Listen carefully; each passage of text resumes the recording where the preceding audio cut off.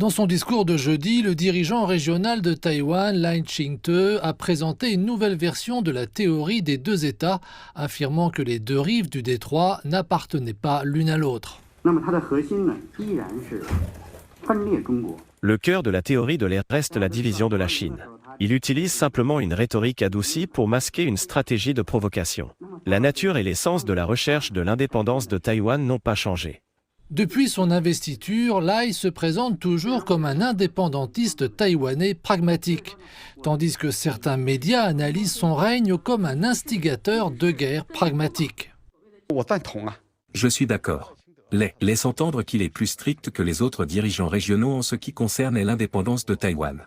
Son autopositionnement entraînera certainement des risques pour les relations entre les deux rives du détroit, et entraînera même des gens dans la guerre. C'est du moins ce que je pense.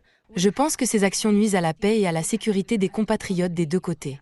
D'autre part, des universitaires et des experts ont échangé leur point de vue sur le développement du détroit au cours de leur réunion. L'objectif premier de Lai est de se faire réélire en 2028. Il prendra des mesures pour atteindre cet objectif, ce qui exacerbera les tensions dans les relations entre les deux rives du détroit.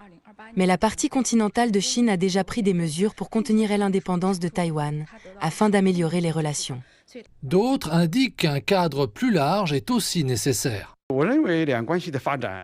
L'analyse des liens entre les deux rives du détroit est indissociable des liens entre la Chine et les États-Unis.